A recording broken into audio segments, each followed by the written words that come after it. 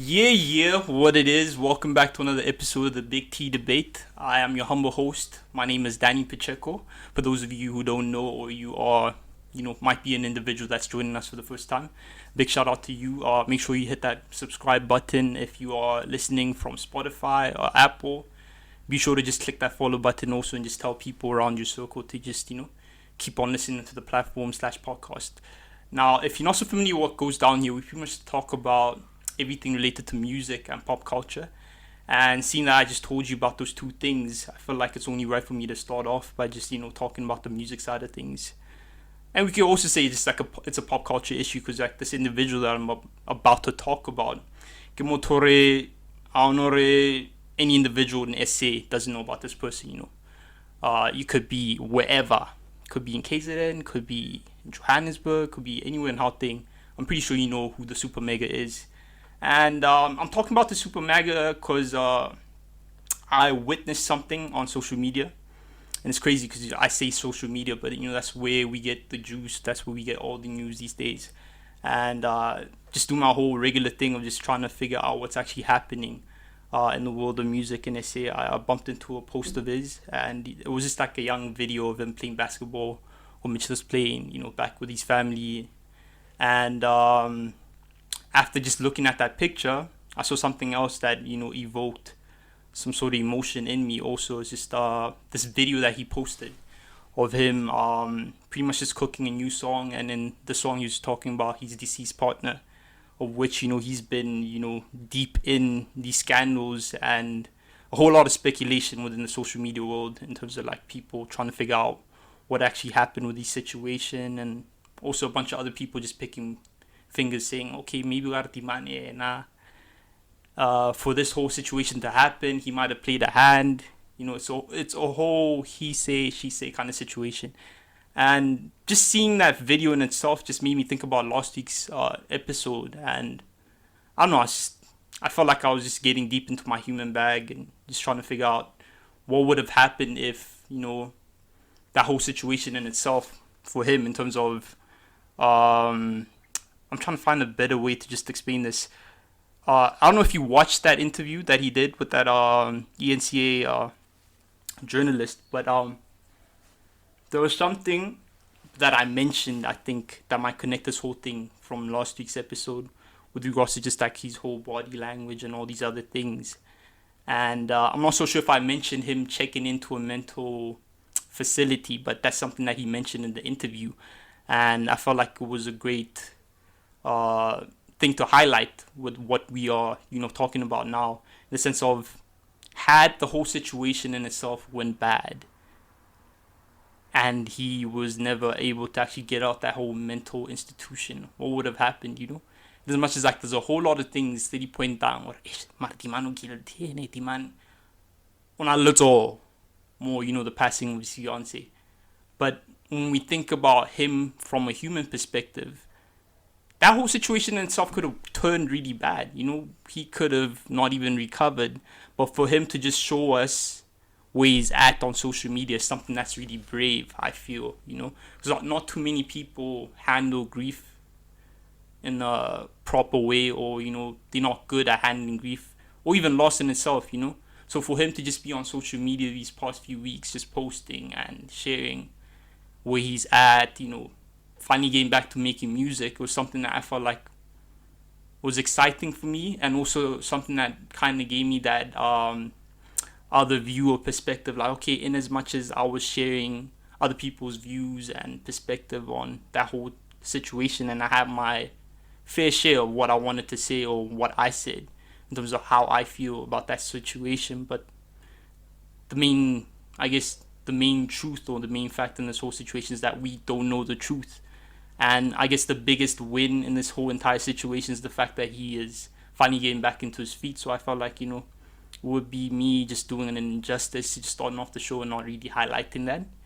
And I guess, you could also just let us know, hit us up on our Instagram. That is at the Big T Debate, or just drop a comment here on YouTube and let us know how you feel about him getting back on his feet. Are you excited to see him back performing again? Because, the music game is like a weird kind of game in the sense that, there's people who wish to to actually just chill and retire and do other things besides just being a musician. But like for other people, it is more so like a commitment, especially if you're stuck in deals or you have a contract actually that says that you are supposed to give us such and such or X amount of music or fulfill whatever commitments in that contract.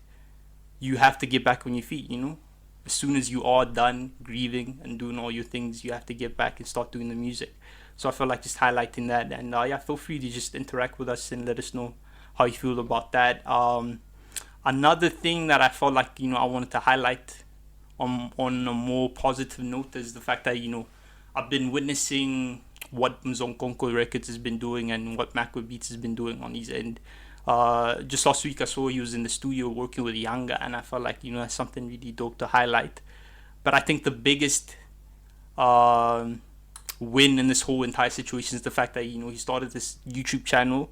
I wasn't there when it actually started for me to give you the exact numbers, but I know it was within the hundreds or maybe a low 900 shy of 1k subscribers, and now it's on a good 6k subscribers. And one thing that was really dope that I felt like I needed to highlight is the fact that this dude just keeps on dropping music, and I feel like that's really inspiring from a content creator's perspective. Because as much as we do this whole thing every week, and I try my best to just drop everything on a weekly basis, that is on Thursdays, but a big part of me feels like if I had the resources with me and we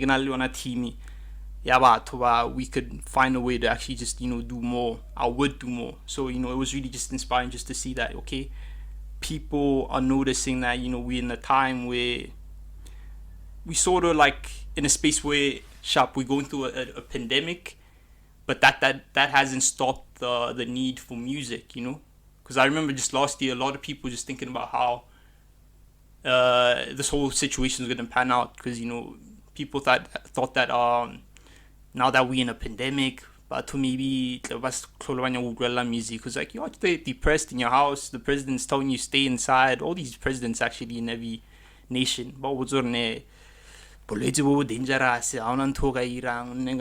So to me it felt like the last thing that I would ever even want to think about is just listening to music.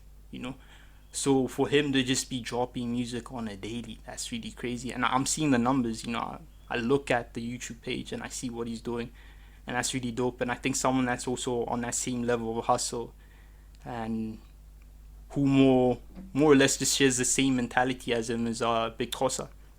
Didn't really like the dude when he came out, because I was like, here goes another gimmick, here goes another dude who's just gonna be pulling out jokes or trying to make a rap career just off just making jokes. And then I started studying this dude more, just going into these YouTube pages, and I noticed that okay, this dude's actually been doing this for a long time, and something that granted me that confirmation about him, seeing that he is the real deal, is just that Ilanga song that he dropped. And hey, that's a song, that's a full-on song. I know like people were raving about that Lemon Pepper freestyle that he dropped, but like that song in itself, Ilanga, I was like, okay, this dude actually, he knows how to do this music thing. People can talk all they want to talk. He might be just like another Big Shaq, but like in terms of him making music and the ability that he has in terms of like writing and rapping, it's really there, it's really evident. And something that made me feel like I could get to a point where I'm more convinced about this dude as an individual. And I know I've been talking about this for some time, is just seeing the tweets and what he's been talking about in terms of like labels also just trying to sign him. And it made me think about his current situation. Like you already have an ecosystem that you built for yourself on the internet, so what is it that a label is going to do for you that you haven't really done for yourself also, And just the fact that he also mentioned that it could happen to anyone in terms of like his position and where he is right now, what he's grown for himself. Because a lot of people may not be well aware of who he is, and I guess this is why we have certain platforms like this, just to talk about certain individuals like this. But if you have time, if you haven't really checked out this dude, go on YouTube, check out his page and check what he's been doing, because like before even just the music in itself, he was doing skits, like, you know, he was just putting content out. That's why I tend to just feel like I can put him in the same pit as Makwa, even though this whole thing for Makwa to just put out music on YouTube is a new thing. But you know, Big Toss has been there for a while, and you know, everything that's happening for him right now is not just happening just because he put in the work and he was actually putting content out. And even when thinking about someone like 25K and just like the deal that he signed with what's his record label, Sony Music, is something that's also a revelation also for me, because a lot of people witnessed him just build what he was building via SoundCloud. I was first introduced to 25K via a podcast, something more or less just like this by these dudes called Blender Talk.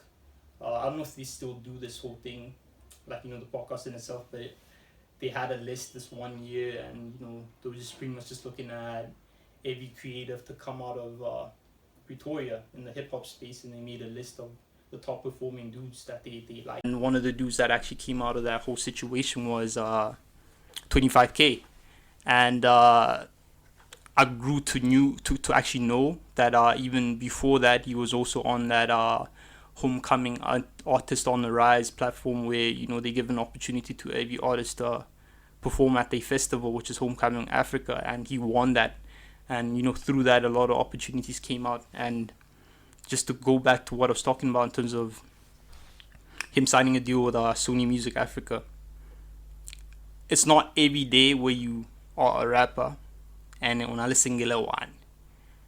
and you're able to leverage a deal like he did, you know, or the deal of such a magnitude that he did, which is the joint venture deal that he signed with Sony Music Africa. I don't have much detail on that deal, but I just saw a young video, and one of the A&Rs and the executives there just talking about how that deal is structured, you know, just giving us just a little bit of some insight into that whole deal.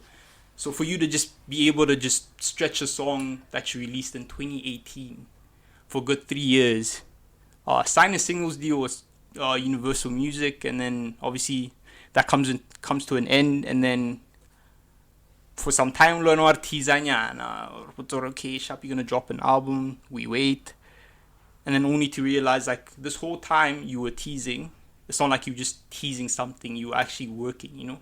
And then boom, you get this deal, and you're able to just use just one song that got you all these awards, and then made you chart in the place that matters. You know, I'm not saying there's actual charts in the streets, but you know, the real people know what a street banger is and a street anthem is. Like if he were to perform in any place, in any neighborhood, or for lack of a better word, in any hood in South Africa, a lot of people will know that song, and what he's achieved is really something that is really commendable. And I just want to shout him out for that. You know, you could see that, you know, there's a lot that goes into just you being a hustler and for just putting music out, because like, you know, a lot of people struggle with this. I know a lot of upcoming acts struggle with this whole thing of like just being put on, what is it that I need to do. But I think for us just existing within the space that is the internet, you're already doing a lot, you know. Obviously that's just like a small step or a small part of like the whole bigger picture. But you know, for you to just put out something on the internet, everything else will just be handed to you as time goes, in the sense of like, you know, the audience is going to come your way as long as you are being consistent, you know, you are dropping something. And speaking of drops, something that was really dope to witness also is just the fact that Priddy are rapping, and he is out here rapping. You know, he dropped a new EP called the New Pen Era, and one of the singles actually that he was pushing was this other song called The Pen, featuring Youngsta CPT, and it brought me back to that first collaboration that they made. What was the song called? Come to My Kasi. And I think that's one of the songs that made me sold in terms of like who Priddy Ugly is and his potential as an artist, and also just Youngsta. Like, I think he dropped one of the hardest verses on that, and that dude doesn't stop, to be honest. Like, even on this new song, like he just keeps on keeping on. And I guess for us to just close off, we get to a point where we can just close this thing off. I wanted to mention that them tutors back at it again with these teasers, man. But I really hope with this one at least we could at least get to a point where we get to hear the song.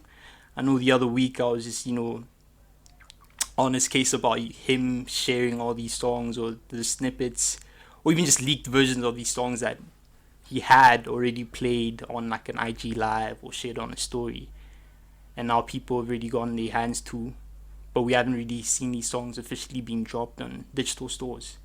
The song that I saw him tease on one of his stories is just like one of those similar cases where I'm really hoping that he drops the song. And he teased the song with them Tuda. I'm not no, he teased the song with them Tuda. Them Tuda teased the song that he's doing or is currently working on with Burna Boy. And what I found really cool about that song is just the fact that Burna Boy did a song with Master KG, and he kind of went out his way also to just study the lingo or the language that we speak in SA and just put a few pieces of like what he learned maybe via a Zoom call and incorporate that on a song. I think someone that's also done that really well was like when Questa had that song with Rich Homie Kwan, and he was like Petty Zinja, So I heard a few words that Burna Boy was actually saying. I can't really remember what he was saying, but like he was incorporating the lingo and the whole style that we use in Amapiano, and I feel like that's really cool to see. And I guess finally in closing, I know I've been saying this, but I just felt like it wouldn't be nice for us to just close off the show and not really shout out people actually doing great things or have been doing great things. And Elaine got nominated in the BET Viewer's Choice nominee category for Best International Act. I never got a chance to actually talk about this last week and what that means or what it could mean for her. But it's pretty dope to see that, all that work she did, independently got her to that point where she's getting nominated for that. And I saw some tweet. I think it was Casper. It was like, he feels like Focalistic should have also gotten like a nomination nod. But what was dope about this list also, besides the fact that maybe Focalistic got snubbed or even Casper himself feels like he might have deserved, but the fact that there was more women on that list this year, because mostly it's really clouded with a whole lot of guys. And with this year's list, you even seeing Elaine being nominated alongside Tems, who many of us grew to know via like that song that she did with Wizkid. And even made me think about how powerful collaboration is, because not so long ago we didn't even know who Tems was, but we heard this beautiful voice on a song that they made on that Made in Lagos album, and then boom, all of a sudden everyone's listening to Tems. She dropped a really dope EP, and now even the hard work in itself is actually paying off with a nomination. But yeah, hey, big shout out to you for tuning in. If you are returning, just keep on keeping on. Like I said earlier on, just keep on telling your people to just, tell more people to actually listen to this. I still go by the name of Danny Pacheco, and this has been the Big T Debate. Peace.